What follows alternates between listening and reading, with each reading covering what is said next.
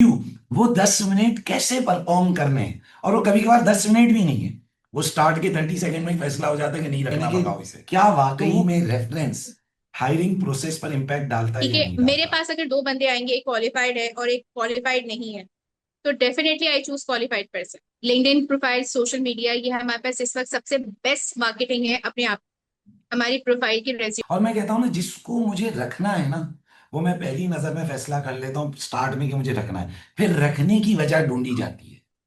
Hello everyone, welcome back to our alumni series.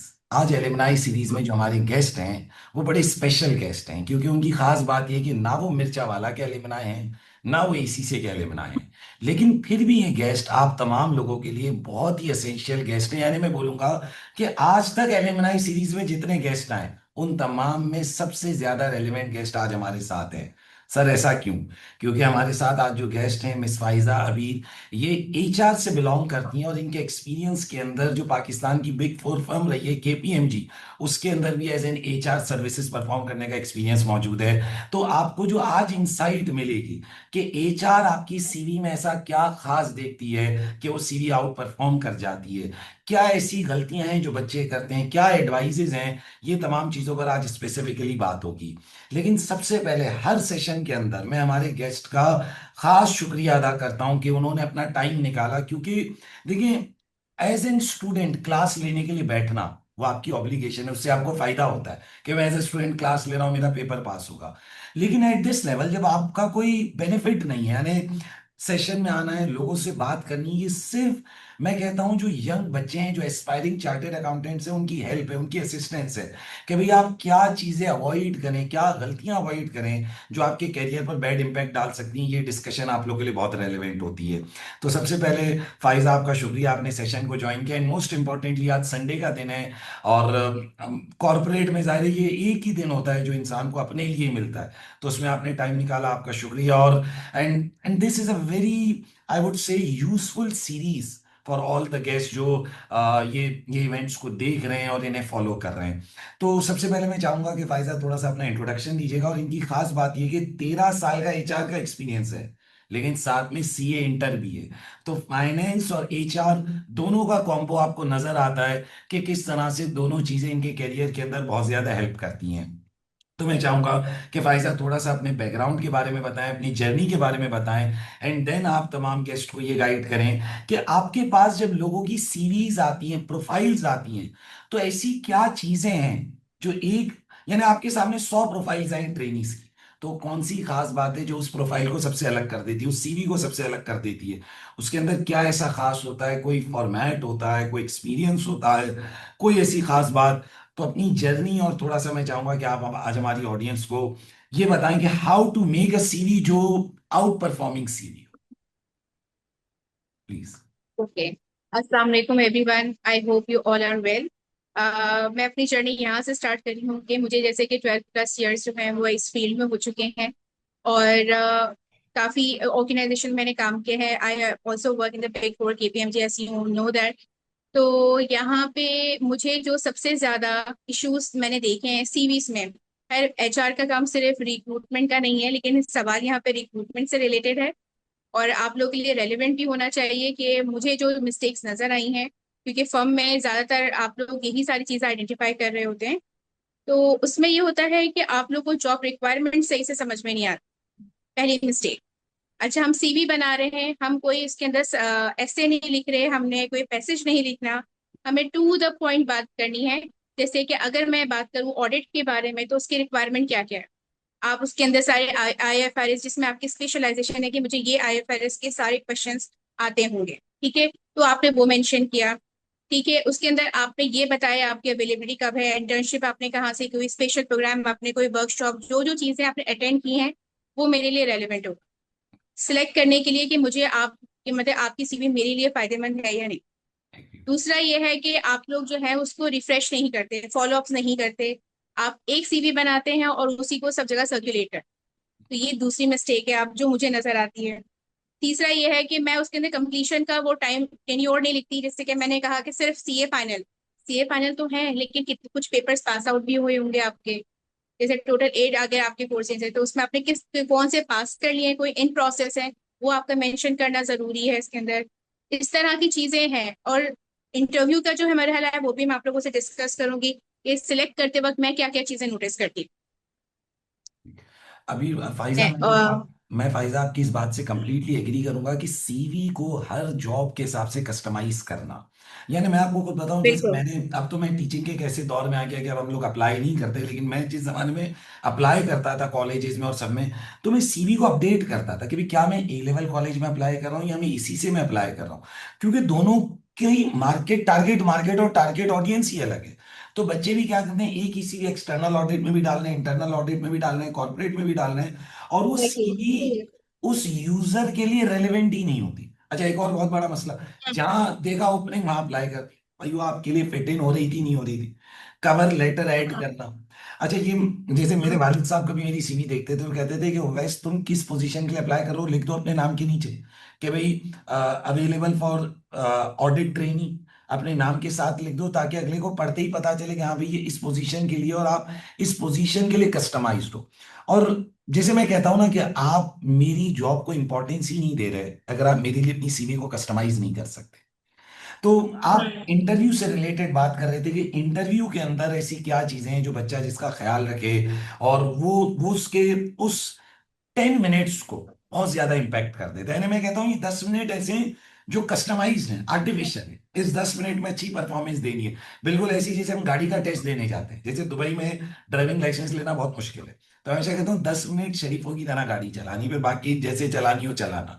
तो यहाँ interview, वो 10 मिनट कैसे परफॉर्म करने हैं, और वो कभी कभार 10 मिनट भी नहीं है, वो स्टार्ट के 30 सेकंड में ही फैसला हो जाता है कि नहीं रखना, भगाओ इसे।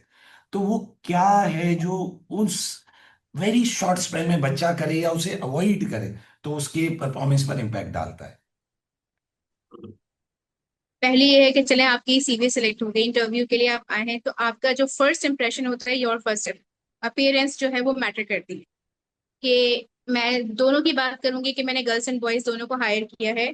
इस तरह की मेंटालिटी नहीं है कि लड़कियों ने अपना फ्यूचर या कैरियर जो है वो फाइनेंस की फील्ड में नहीं रखा। आप सबको पता होगा मुनीजा भट्ट के बारे में, जो केपीएमजी में फर्स्ट पार्टनर है, and she is a female, तो वो इंटरनेशनल लोकल सारी चीजें वो मैनेज करती हैं।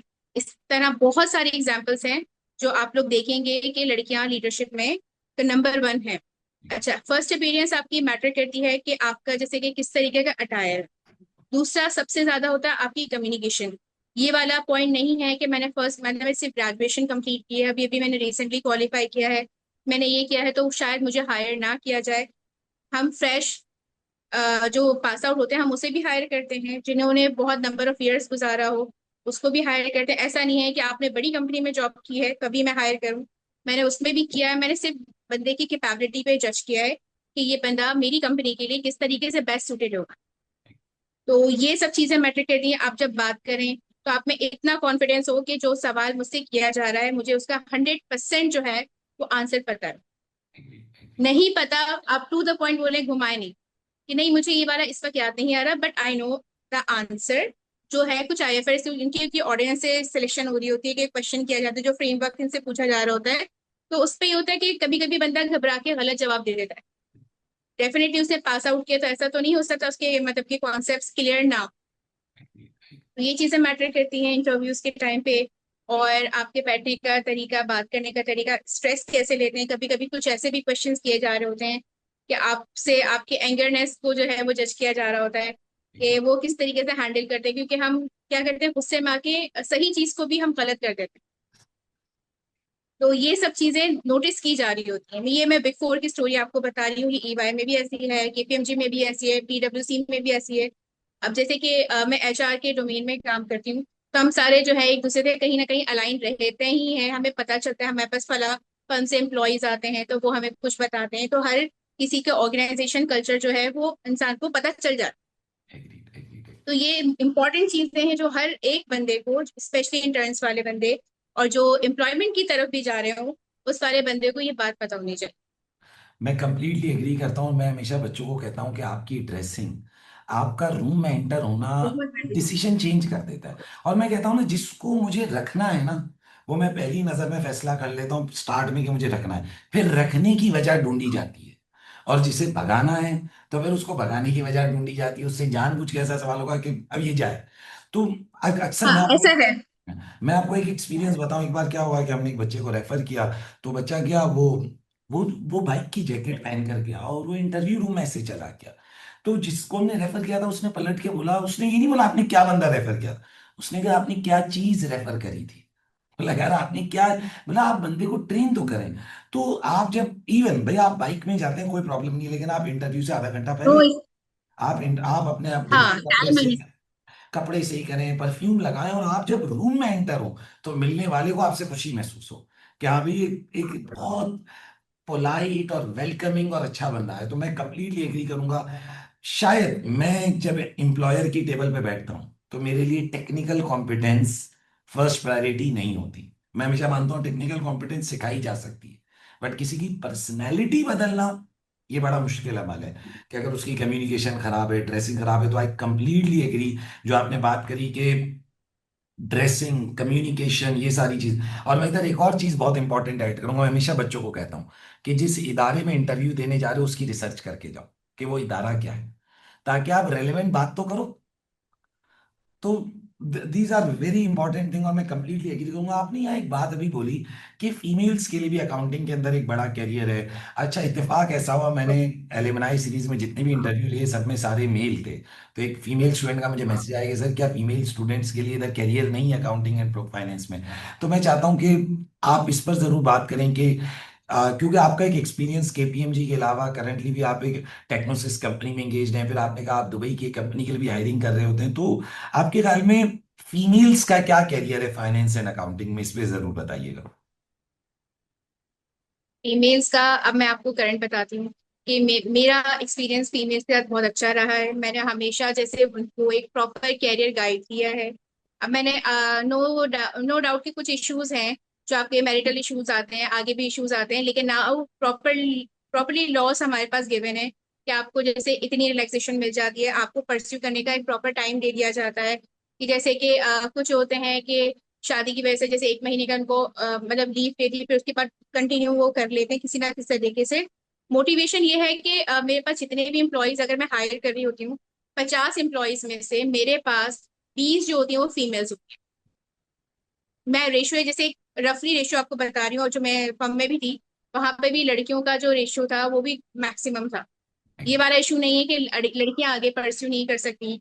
फाइनेंस की फील्ड में मेरे कुछ हैं ऐसे फ्रेंड्स भी हैं जो डायरेक्टर की पोजीशन में भी बैठी हुई हैं, और जो आगे जैसे एचआर प्रोफेशन की बात करें जो डायरेक्टर एचआर के डायरेक्टर की पोजीशन में भी बैठी हैं। फाइनेंस में मतलब ऑडिट में, और इसके अलावा ऑडिट में भी काफी कैटेगरीज होती हैं, जो इंश्योरेंस में फाइनेंस का होता है, नॉन फाइनेंशियल सेक्टर्स होते हैं। हर जगह जैसे ऐसा नहीं है कि बड़ी पोजीशन पे आपको फीमेल्स नजर नहीं आएंगी। अब जो है ये एरा काफी चेंज हो चुका है।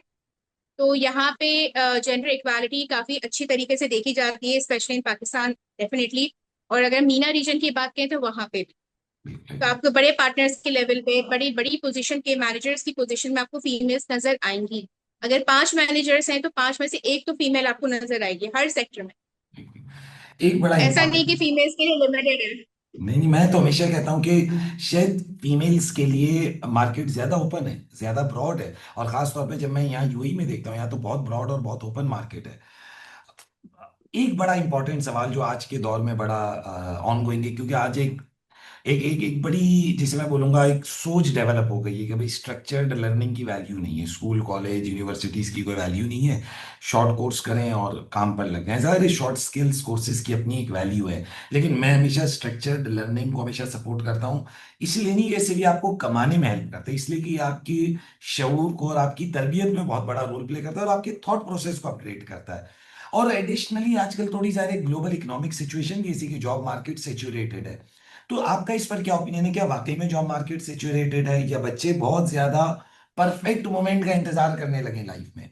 और आपकी नजर में एक ऐसी प्रोफाइल जिसमें structured learning, school college university degree certifications ये नहीं है, तो आपकी नजर में वो प्रोफाइल क्या इतनी रेलेवेंस रखती है? तो इस पे जरूर डिस्कस कीजिएगा। बिल्कुल, इस पे तो मैं खास तौर पे बोलना भी ये चाहूंगी कि देखें, हमने इस मामले में हमारे जो स्टूडेंट्स हैं वो थोड़ा सा नॉन सीरियस हैं अपनी डिग्री को लेके, अपने प्रोफेशंस को लेके। इस वक्त जब मैं अपनी डिग्री डिसाइड कर रही हूँ, आइदर इट इज सीए और एसीसीए और कुछ भी, तो मुझे उस पर स्टिक होना पड़ेगा। मुझे उसके पहले से ही आउटकम्स पता होने चाहिए कि इसमें लैप्स आता है, इसमें टाइम लगता है, लेकिन मुझे उस चीज को अगर मैंने डिसाइड कर लिया है तो मेरे अंदर इतना स्टेमिना होना चाहिए कि मैं उसको खत्म करके ही दम लूं। पहली बात, ठीक है। अगर आपको ये लगता है कि हम पढ़ाई आधी छोड़ के कोई कोर्सेस करके आप उसको आगे अपने कैरियर परस्यू कर सकते हैं, नहीं, आप दूसरे को मौका दे रहे हो आपकी पोजीशन लेने के। ठीक है, मेरे पास अगर दो बंदे आएंगे, एक क्वालिफाइड है और एक क्वालिफाइड नहीं है, तो definitely I choose qualified person. भले उसका एक्सपीरियंस उस वाले बंदे से कम होगा, लेकिन मुझे पता है कि ये क्वालिफाइड का मतलब ये है कि मुझे आगे, जैसे कि उसको आगे भी बाहर जाने की भी परस्यू करना है, तो बाहर जाने में फर्स्ट प्रायोरिटी क्या होती है कि वो आपकी एजुकेशन को देखना एग्रीड एग्रीड। है। तो और इसको नॉन जॉब, सीरियस हमें कभी भी नहीं ले। और जॉब मार्केट के बारे में आपका क्या ओपिनियन है? क्या वाकई में जॉब्स लिमिटेड हैं, या जो बच्चे परफेक्ट मोमेंट का इंतजार कर रहे हैं कि मुझे बिग फोर में मिलेगा और एक्सटर्नल ऑडिट में मिलेगा तभी जॉब शुरू करूंगा, वरना दो दो साल बैठे रहते हैं? तो इस पर आपका क्या ओपिनियन है? मैं ये कहूँगी टाइम वेस्ट नहीं कर रहे हैं। देखिए, मैं एक एपीएमजी में इंटरनेशनल वाले सेक्टर में थी, जो आर्ट्स के नाम से फेमस है, ठीक है, इस वक्त जाना जाता है। तो आर्ट्स में मैंने इंटरनेशनल, मतलब दुबई रीजन्स हैं उसमें, सऊदीया के सारे रीजन्स हैं, हम सब ने इसमें हायरिंग की। तो उनकी फर्स्ट प्रायोरिटी होती है कि आपकी क्वालिफिकेशन कंप्लीट हो। आर्टिकल्स में नो डाउट वो लोग मेंशन करते हैं कि हमारे पास जो है वो बिग फोर के ही आने चाहिए, ये बात सही है। लेकिन ऐसे बंदे भी हमने हायर किए हैं जो बिग फोर में नहीं थे, लेकिन उनके पास रेलेवेंट नॉलेज मौजूद थी, एक्सपीरियंस मौजूद था। अच्छा, ये सब चीजें मैं बिग फोर के बिल्कुल अगेंस्ट नहीं जाऊंगी, लेकिन एक बात मैं कहना चाहूंगी कि हम अगर जैसे कि छोटे फर्म्स में से किसी भी बंदे को सिलेक्ट करते हैं, तो उनके पास जो नॉलेज होगी वो मैनुअल से होगी। वो स्टार्ट टू मतलब स्क्रैच से स्टार्ट करेंगे, आपको ए टू जेड सारी इंफॉर्मेशन देंगे जो बिग फोर वाले नहीं दे सकेंगे। एग्रीड एग्रीड ये डिफरेंस मैंने पर्सनली देखा है, तो जो मैं आप लोगों से शेयर करूँ, अगर मेरे दिमाग में ये होगा कि बिग फोर के अलावा जिंदगी में कुछ नहीं है, ऐसा बिल्कुल भी नहीं। एग्रीड। आपके पास बिगेस्ट अपॉर्चुनिटीज गिवन है। अभी रिसेंटली भी बहुत सारी फर्म्स यहाँ पे कराची में भी ओपन हुई हैं, जो कि बाहर ग्लोबली जो है वो आगे जा भी रही है, जिसका नाम मुझे इस वक्त याद नहीं आ रहा, लेकिन मैं जरूर बताऊंगी, आप लोगों से शेयर करूंगी, जो आप लोग ग्लोबली जा सकते हो। आपका एक्सपीरियंस और आपकी नॉलेज, ये सबसे ज्यादा फर्स्ट प्रायोरिटी है, फर्म जो है वो सेकंड नंबर पर। और ये बात मैं तो बिग फोर से हायर कर लूँ, उसके पास नॉलेज नहीं है, तो फिर मैं इसको लेकर क्या करूँ? हाउ ही और शी मतलब मैनेज द क्लाइंट, और मुझे तो क्लाइंट की प्रायोरिटीज को मीट करना है। तो इस चीज पे ज्यादा फोकस होना चाहिए कि मेरे पास एक्सपीरियंस भी हो, ठीक है, और दूसरा ये कि मेरे पास क्वालिफिकेशन और नॉलेज दोनों चीजें होनी चाहिए। Completely agreed. जब हम किसी बहुत बड़े इदारे में चले आते हैं तो होता है कि हम एक बहुत बड़े प्रोसेस का एक छोटा सा पार्ट बन जाते हैं, हम एक मशीन का पार्ट बन जाते हैं, हम पूरी मशीन या पूरे प्रोसेस को नहीं समझ पाते, जबकि छोटी फर्म्स में हमें पूरा एक बहुत ज्यादा एक्सपोजर मिलता है। और ये जो आजकल बच्चों का बहुत एक, मिलता है। और ये जो एक है भाई हमें एक्सटर्नल ऑडिट में ही जाना है, अब इतनी ज्यादा फील्ड्स ओपन हो गई, इंटरनल ऑडिट है, एडवाइजरी है, ट्रांजिट, तो ईआरपी है, बच्चा उसमें जाए। और जैसे आपने आउटसोर्सिंग फर्म्स की बात की, ये तो हम हमेशा जितने भी सेशंस करते हैं उसमें हाईलाइट करते हैं कि सबसे अच्छी अपॉर्चुनिटी है कि आप फॉरेन क्लाइंट को सर्व करें, और यानी आप कमा रहे हो डॉलर या धर्म में और आपका खर्चा हो रुपए में। जैसे आउटसोर्सिंग फर्म्स में जो एटीएच गेटलैंग है, पाकिस्तान की फर्म, बहुत बेहतरीन परफॉर्म कर रही है। बीपीओ फर्म है, ये सारी फर्म्स आउटसोर्सिंग के अंदर बहुत ज्यादा परफॉर्म कर रही है। एक बड़ा, बहुत ज्यादा जगह। एक बड़ा इंपॉर्टेंट क्वेश्चन फाइजा आपसे कि लिंक्डइन, सोशल मीडिया, अगर मैं कहीं जॉब पर अप्लाई कर रहा हूं तो मेरा मानना है ना, मैं जरूर कैंडिडेट का सोशल मीडिया खोल के देखता हूं। कि क्या, तो इमिग्रेशन वाले खोल के देखते हैं, आप यूएस यूके का वीजा अप्लाई करें, वो आपका सोशल मीडिया अकाउंट चेक करते हैं। तो क्या एज एन एम्प्लॉयर हमारी सोशल मीडिया प्रेजेंस मैटर करती है? लिंक्डइन हो गया या जो अदर प्लेटफॉर्म है, और हमारा वो प्लेटफॉर्म कैसा दिखना चाहिए? मतलब उसमें ऐसी क्या रेलेवेंट पोस्टिंग है जो एचआर को ये सोचने पे फोर्स करे कि हाँ, he is the right candidate? अब मैं आपसे देखें, ये बहुत अच्छा सवाल है, बल्कि लिंक्डइन प्रोफाइल, सोशल मीडिया, ये हमारे पास इस वक्त सबसे बेस्ट मार्केटिंग है अपने आप, हमारी प्रोफाइल की, रेज्यूमे की। हम ओपन टू वर्क का जो है वो उसमें टैग लगाते हैं, इसका मतलब ये होता है कि हम अलाउ करते हैं कि हम किस तरह कहाँ कहाँ पे मूव होना चाह रहे हैं। जो ग्लोबली होते हैं उनके पास पोर्शन डिफरेंट होता है, वो ओपन टू वर्क के साथ उसके अंदर मेंशन करते हैं कि हम ओवरसीज की तरफ जा रहे हैं या लोकल की तरफ जा रहे हैं। अच्छा, हमें अपना प्रोफाइल इस तरीके से मेंटेन करके रखना है कि जैसे कि मैं एज एन एचआर आपको बता रही हूँ कि मैं सबसे पहले बंदे की, अगर जैसे मुझे मेरे पास रेज्यूम नहीं आती किसी भी पोजीशन की, तो मैं इनका लिंक्डइन प्रोफाइल जरूर खोल के चेक करती हूँ। कभी कभार ऐसा होता है कि रेज्यूमे में जो लिखा हुआ वो लिंक्डइन में नहीं लिखा हुआ होता, तो वहां पे थोड़ा सा जो है कॉन्फ्लिक्ट आता है कि आइदर ही वॉज और ही और शी जो भी है वो राइट और रॉन्ग, एक क्वेश्चन मार्क उनके पास आता है। अब हमारे पास जैसे आप सबको पता है कि जॉब की मार्केट लिमिटेड होती है। अगर मुझे एक पोजीशन के लिए 500 रेज्यूमे आई है तो मैं ये सोचने में टाइम नहीं लगाऊंगी कि ये दोनों मैच क्यों नहीं कर रही। Agreed, agreed, agreed. मैं डेफिनेटली एक दूसरे कैंडिडेट की तरफ जाऊंगी। तो ये मेरे जहन में होना चाहिए कि जो कुछ भी मैंने अपने रेज्यूमे में मेंशन किया है, जैसे लोग आजकल एआई का बहुत ज्यादा यूज करते हैं, एग्रीड। तो उसमें वो चीजें मेंशन करते हैं जिसके बारे में मुझे नहीं पता होता। समझ गई, एग्रीड, ठीक एग्रीड। है, तो ये चीज हम लिंक्डइन में जो है वो मेंशन नहीं करते। और वो जो होता है वहीं से आपको जैसे कि पता मतलब कि अपनी हर एक चीज, एक्टिविटी के बारे में, इंटर्नशिप के बारे में, वर्कशॉप के बारे में, जो कुछ भी आपने अपने सीवी में मेंशन किया है वो चीज आप लिंक्डइन में मेंशन जरूर करें। उससे डायरेक्टली भी मेरे पास और डायरेक्टली भी बहुत सारे लोगों के जैसे ना मतलब रिस्पॉन्स आते हैं कि हमारी फला जगह जैसे ना, हमें एक वुमेन्स डे का था, मैं सऊदीया की कंपनी की, तो उन्होंने कहा था कि आप अपनी जैसे कि जो भी है लाइफ जर्नी हम उनमें शेयर करें, ये सब करें। तो मैंने उनके साथ भी इस तरीके से ज्वाइन किया था जैसे आपके साथ हूँ मैं इस वक्त। तो ये सब चीजें डायरेक्ट तो नहीं हो रही होंगी ना, हर चीज आप लोग मेंटेन करके रखें। अच्छा, ये भी मुझे कैसे पता चला कि मुझे भी ये किसी मतलब मेरे सीनियर ने ही मुझे बताया था बहुत पहले, तब से मैं ये फॉलो कर रही हूँ कि हर एक चीज से डिग्री की मेंशन कर दें, काम के बारे में मेंशन कर दें, कोई अचीवमेंट आपने की है उस चीज के बारे में कर दें। अगला बंदा देखेगा अच्छा मुझे ना ये चीजें रिक्वायरमेंट है, 10 चीजें रिक्वायरमेंट है, 10 में से भी आज 8 भी आपके प्रोफाइल में मुझे नजर आती हैं, तो मैं आपके बारे में सोचूंगी। Agreed completely. तो आपके लिए ही पॉजिटिव होगा कि आप हर एक चीज को अप टू डेट रखें। उसके लिए चाहिए होता है टाइम, यस, यस। वो आपको निकालना होगा अपने लिए। हफ्ते में एक दिन बैठ जाएं, उस तरीके से करें, हर चीज को मेंटेन रखें।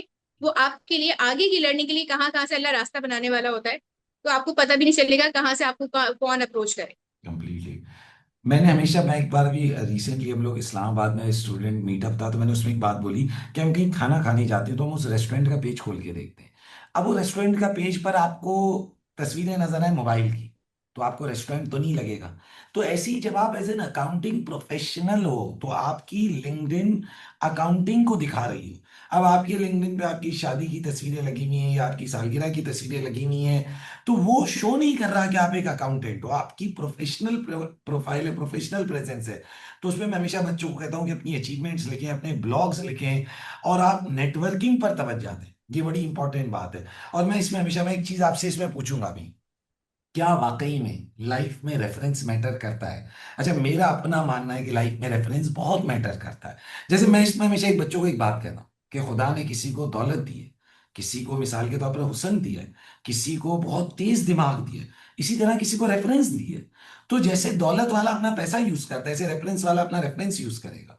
तो मैं हमेशा कहता हूँ यस, रेफरेंस मैटर्स, लेकिन रेफरेंस सिर्फ यही नहीं है कि मैं इस घर में पैदा हुआ हूँ।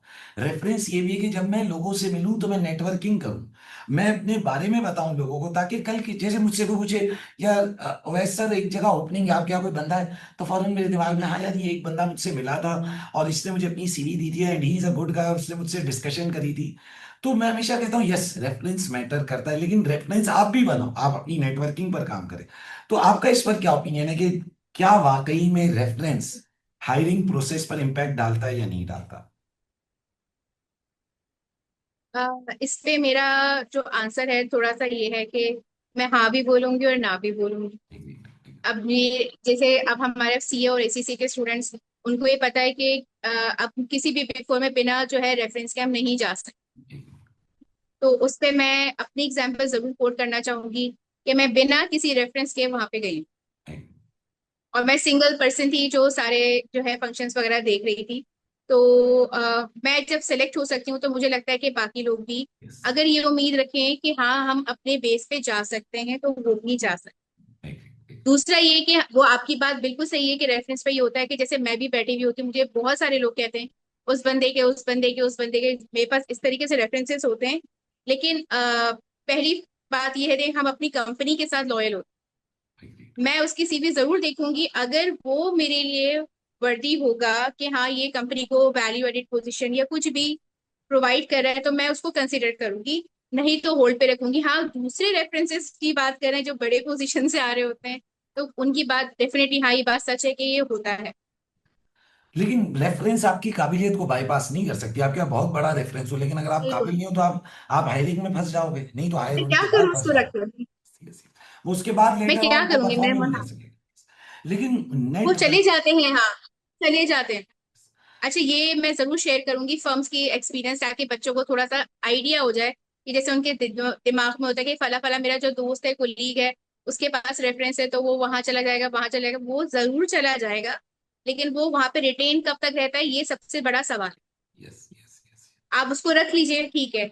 अब मैं उससे बोलूंगी कि भाई आपको ये क्लाइंट है, हमारे पास क्लाइंट की डेडलाइन सपोज 1 वीक होती है। अगर वो बंदा इतना एलिजिबल है ही नहीं कि उस क्लाइंट को जो है वो सही तरीके से काम करे या उसको सही तरीके से डिलीवर करे, तो फिर आप ये बताएं कि मैं कैसे उसको अपने पास रिटेन रखूं। Agreed agreed. तो वो नेटवर्किंग खुद इज अपने नेटवर्क। मतलब आ तो गए, आ आगे। तो गए, लेकिन वो जो काम मुझे चाहिए वो मैं फिर मैं किससे लूंगी? आ गए ना हमारे पास इफेक्ट, मतलब कि रेफरेंस का कोई फायदा तो हुआ नहीं। अब आ जाते हैं हम कैंडिडेट्स की तरफ, जो मतलब जाहिर सी बात है कि जो हमारे लिए बिल्कुल सही कैंडिडेट्स होंगे हम उसको रखेंगे, ताकि हम उनको सही तरीके से डिलीवर कर सकें। तो ये सब बच्चों को सोचना चाहिए कि रेफरेंस मैटर करता है। उससे ज्यादा अगेन वही वाली बात है, आपका एक्सपीरियंस, आपकी क्वालिफिकेशन, ये सबसे ज्यादा मैटर करती है। Completely agreed. यानी नेटवर्किंग इंपॉर्टेंट है, बट साथ में अगर कॉम्पिटेंस नहीं है तो हायर करने के बहुत बाद ज्यादा, भी आपने फंस जाना है कंप्लीटली। कोई फायदा नहीं, उनको फिर हमें हटाना पड़ेगा, जाहिर सी बात है। Notice period. अब एक फाइनल एडवाइस की तरफ आएंगे, लेकिन उसके साथ मैं चाहूंगा कि एक चीज को जरूर कवर करें। टेक्नोलॉजी का इम्पैक्ट, यानी मैं कहूंगा कि आज हर रोल इवॉल्व कर रहा है। चाहे फिर वो अकाउंटेंट हो, चाहे डॉक्टर हो, चाहे इंजीनियर हो, हर प्रोफेशन इवॉल्व कर रहा है विद इंट्रोडक्शन ऑफ एआई। यानी शायद हमारी टीचिंग इतनी इवॉल्व कर गई मेरे लिए, अब शायद पूरी किताब पढ़ने की जरूरत ही नहीं है। मैं पूरी किताब उठा के क्लॉड को या चैट जीपीटी को दूंगा, मुझे पूरी उसकी समरी बनाकर दे देता है, एनालिसिस करके दे देता है। तो आपके ख्याल में किस तरह से टेक्नोलॉजी और एआई जॉब मार्केट को इम्पैक्ट कर रहा है? और क्या बिल्कुल ही रिप्लेस कर देगा, या रोल्स इवॉल्व कर जाएंगे? और आपके पास क्या फाइनल एडवाइस होगी जो आप हमारी ऑडियंस को आज देना चाहेंगे? अ, ये बहुत अच्छा, ये भी अच्छा सवाल है एआई का। देखें, नई चीज आती है, हमें टेक्नोलॉजी के वाइज साथ साथ चलना चाहिए, वो बात बिल्कुल सही है। लेकिन मैं एआई को जो भी प्रॉम्प्ट वगैरह आप देते हैं, जो आपने आपने आपने कहा, मैंने बुक का पूरा कॉन्टेक्स्ट वगैरह सब कुछ टेक्स्ट आ दिया। मैंने अगर उस बुक के बारे में पढ़ा हुआ नहीं होगा या मुझे उसके बारे में नॉलेज नहीं होगी, वो जो भी एआई मुझे प्रोवाइड करेगा, मैं स्टिक टू द रूल वाली पॉलिसी अप्लाई नहीं कर सकती। मैं पढ़ूंगी नहीं भाई, ये सवाल तो नहीं था, ये चीज सही तो नहीं है, ये वाली थ्योरी या स्टेटमेंट ये सही नहीं है, ये सही और गलत का फैसला आपके हाथ में है। एग्रीड ठीक है। अब वो आप उस वक्त बता पाएंगे जब आपके पास उस चीज की 100% नॉलेज होगी। एग्रीड। एआई को हमने बनाया है, एआई ने हमें नहीं बनाया। इस रूल को याद रखिएगा। सही है, हमारी लर्निंग का जो है प्रोसेस है वो, अगर हम इसको पॉजिटिव भी लेकर चलें, कि अगर मुझे जैसे कुछ क्वेश्चंस बनाने हैं, कुछ एमसीक्यूज बनाने हैं, मुझे आगे के क्वेश्चंस के पास पेपर्स निकालने हैं, तो आप उसमें चेक कर लीजिएगा कि वो आप जो भी क्वेश्चन का आंसर वो दे रहे हैं और जो मैं खुद से कर सकती हूँ उसमें कितना बड़ा डिफरेंस है। एग्रीड। ठीक है, वो सब चीजें आप 100% वो नहीं बता सकते। अब ये सारी चीजें आपको अपने हाथ में रखनी है, क्योंकि वो आपको आंसर तो दे सकता है लेकिन आपको क्वेश्चंस बना के तो नहीं देगा ना। Yes yes. तो क्वेश्चन बनाने की एबिलिटी अभी तक आपके हाथ में ही है। जब तक मुझे सवाल ही बनाना नहीं आ रहा, जब तक मैं ये नहीं पूछ सकती कि मुझे पूछना क्या है, तो फिर मैं कैसे उससे आंसर्स डिलीवर, मतलब कैसे लूंगी मैं उससे आंसर? Completely agreed completely. तो यानी हाँ। एआई को यूज करना, मैं हमेशा कहता हूँ कि एआई को अपना कोलैब बना ले, दोस्त बना ले काम में, लेकिन उस पर हम कंप्लीटली रिलाय कभी भी किसी भी अभी ना। Profession. Final advice, final piece of advice as an HR, as your experience, के एक कैंडिडेट जो अपना करियर शुरू करना चाह रहा है, चाहे वो ट्रेनी पोजीशन पे हो या थोड़ा सा एक्सपीरियंस पोजीशन, मैं बहुत एक्सपीरियंस लोगों के लिए बात नहीं कर रहा क्योंकि वो अपना रास्ता बना लेते हैं, लेकिन जो फ्रेश कैंडिडेट्स हैं उनके लिए क्या फाइनल पीस ऑफ एडवाइस होगी आपकी? फ्रेश कैंडिडेट्स के लिए मेरी देखिए, मैंने फ्रेश कैंडिडेट्स को फर्स्ट प्रायोरिटी हमेशा दे रही होती हूँ, अपने साथ अभी तक दे रही हूँ, जितनी भी कंपनीज में हम देते हैं। मैं उनको ये कहूंगी, जब भी आप इंटरव्यू के लिए जाएं तो आपको बताया ना, first impression is your last impression. आपने फिजिकल अपीयरेंस को बहुत मैटर करना है, ये सब चीजें हो गई आपकी। सीवी आपकी हमेशा ऐसी होनी चाहिए कि उसमें कोई ग्रामेटिकल मिस्टेक नहीं होनी चाहिए, स्टिक टू द रूल होनी चाहिए, जितनी इन्फॉर्मेशन मांगी जाए उतनी ही इन्फॉर्मेशन उसमें दी जाए। मुझे उसके बारे में जो है वो समरी नहीं लिखनी, जैसे सपोज मुझे अपना एक्सपीरियंस बताना है, मेरे इस कंपनी में ये एक्सपीरियंस है, आप हेडिंग वाइज चीजों को यूज करें, अपनी कम्युनिकेशन को प्रिसाइज करें, सही है। उसको ऐसा मतलब इतना बोले कि अगला वाला बंदा आपकी बात को सुने, ठीक है। ऐसा ना हो कि थोड़ी देर में बोले कि रेपिटेडली एक ही बात को रिपीट किए जा रहे हैं किए जा रहे हैं, तो ये चीज ना हो। जब बात करें तो आप बताएं कि देखिए मैंने अपना 3 इयर्स का इंटर्नशिप था, 3.5 साल का 4 साल का जितना भी उनका इंटर्नशिप का टेन्योर था, मैंने इस चीज में ये चीजें करी। डेफिनेटली उन्होंने जब गए होंगे उनका जो भी क्लाइंट वगैरह का चलता है, तो उसके अंदर एक्सपीरियंस वो बता रहे होते हैं कि मैं उस एक्सपीरियंस में गया था, तो एक कोई ना कोई 3 या 4 इंसिडेंट इन 4 साल में एक ऐसा होता है कि मैंने उनकी ये वाली प्रॉब्लम को सॉल्व किया था। तो ये वाली चीज आप लोग जरूर डिस्कस करें अपने इंटरव्यू में कि देखिए मेरे पास 4 साल का एक्सपीरियंस है, मैंने फाइनेंशियल सेक्टर में किया था, कुछ कहते हैं मैंने इंश्योरेंस सेक्टर में किया था। तो उसके अंदर वो चीजें हाईलाइट करें जो हमारे लिए रेलिवेंट होता है। अच्छा, इंश्योरेंस में ना ये वाली चीजें थी, ये सॉर्ट आउट नहीं हो रही थी, तो मैंने ऑडिट के टाइम पे ये चीजें उनको सॉल्व करके दी जो उनके लिए इम्पॉसिबल थी। इस तरह की कोई चीज है, आपने कुछ किया है, कोई एक्सपीरियंस रहा हो कि आपको 1 महीने का टाइम दिया हो इस फला कंपनी की ऑडिट का, और आपने उसको जो है 20 दिन में करके दिखा दिया। इस तरह से कभी कुछ होता है, टाइम मैनेजमेंट के हिसाब से आपने कोई बात रखी हो, या आपने कुछ ऐसी चीजें की हो जो आउट ऑफ द बॉक्स हो, वो चीजें जरूर हाईलाइट करें। आपका फ्यूचर बताएं कि मैं जो हूँ आगे जो है वो अपने आप को कहाँ कहाँ एक्सपर्टीज में देखता हूँ, मैं क्या क्या कर सकता हूँ, मैं क्या क्या करना चाह रहा हूँ, उसके लिए मैंने इनिशिएट क्या कर रहा हूँ। जैसे कि मुझे फाइनेंस में ये सब तो मुझे आ गया, अब मैं इसको फर्दर किस तरीके से आइसिंग ऑन अ केक वाले क्वेश्चन जो हैं वो कैसे करूँ, उसको मैं किस तरीके से उसको मजीद इम्प्रूव कर सकता हूँ। सबसे इम्पोर्टेंट बात चीज ये है कि देखिए लर्निंग जो है ना, ये ऐसा प्रोसेस है जो कभी रुकती नहीं है। ये दिमाग में हमें हमेशा रखनी चाहिए। मेरी जॉब हो गई है, बस अब खत्म, अब मुझे इसी तरीके से चलना है। सबसे बड़ा ड्रॉबैक हमारे पास ये आ रहा है जो फ्रेश ग्रेजुएट से ही आता है, हमें सीखते रहना है कंपनीज के प्रॉब्लम से, क्लाइंट्स के प्रॉब्लम से, उनके सारे इश्यूज से। इसके अलावा मुझे प्रोफेशनली भी अपने आप को ग्रो करना है कि मैं कुछ, जब मेरे पूरी कंप्लीट होगी क्वालिफिकेशन, तो मुझे मजीद कोई कोर्सेज ऐसे करने हैं जो टेक्नोलॉजी को मतलब मीट कर सके। हमारी टेक्नोलॉजी आहिस्ता आहिस्ता, अगर आप हर महीने के हिसाब से भी आप जैसे वर्ल्ड का भी वो आप वो कर लें कि फला कंट्री है उन्होंने ये चीज कर ली ये चीज कर ली। अगर हम फाइनेंशियल्स की भी बात करें तो आईएफआरएस में ये चीज ऐड हो गई, ये चीज वो ऐड हो गई, इस तरह से भी हो सकता है। तो ये जो दूसरे कर रहे हैं वो दूसरे वाली मतलब कि वो मत रखें, ये चीज मैं आपको करके दिखाऊं। यस, अगर वो सोच सकते हैं तो क्या मैं नहीं सोच सकती? तो कंप्लीटली, ये वाली अप्रोच आपको हमेशा रखनी है, कंप्लीटली। तो सो आप आगे बढ़ते चले जाएंगे। हाँ। Thank you Pfizer, completely relevant advises आपने जैसे कहा कि बच्चा प्रोफेशनली अपने आप को अपडेट करे और अपनी कम्युनिकेशन और इन तमाम चीज़ों पर काम करे, और मोस्ट इंपॉर्टेंट चीज़ जो मैं हमेशा कहता हूँ कि जस्ट स्टार्ट योर कैरियर। जो आपने कहा ना कि जितना भी आपने पढ़ा है ना, the first day you go in the job आपको ऐसा लगता है वो सब खत्म हो गया, अब असल लर्निंग शुरू हुई। यानी जो आपने एग्जाम दिए वो एक अलग लर्निंग थी, अब जॉब एक अलग लर्निंग है जहां आपकी पूरी दुनिया ही बदल जाती है। मैं ऐसे कहता हूँ कि डेप्रीसिएशन जो आपने बिल्कुल पहला आईएएस अकाउंटिंग इशू पढ़ा होगा ना, उसी में जाकर ही आप फंस जाओगे प्रैक्टिकल लाइफ में, तो वहीं आपके पास इतने मसाइल आ जाए। बिल्कुल, सो बहुत मसाइल है। सो thank you Faiza for taking out time, बहुत वैल्यूएबल एडवाइजेज। और ये सारे सेशंस का ऑब्जेक्टिव जो एस्पायरिंग चार्टर्ड अकाउंटेंट्स हैं, जिन्होंने फ्यूचर में अपना करियर बनाना है, जिन्हें मैं कहूँगा जो फ्यूचर के सीएफओस हैं, उनके लिए बड़ी रेलिवेंट एडवाइजेज हैं और उनके करियर में उन्हें बहुत ज़्यादा हेल्प करती हैं। सो thank you for taking out time. और जितनी भी हमारी ऑडियंस है, आप इन सेशंस को शेयर करें अपने दोस्तों के साथ, और हम इस तरह इस सीरीज को कंटिन्यू करेंगे। वीकली सेशंस जो आपके लिए रेलिवेंट हो सकते हैं, और कोई ऐसे सवाल जो आप चाहते हैं कि अपकमिंग सेशंस में हम अपने गेस्ट से पूछें, तो बिल्कुल आप हमें शेयर करें। So thank you everyone, and thank you Faiza for taking out time. Thank you so much, it's a pleasure. Bye.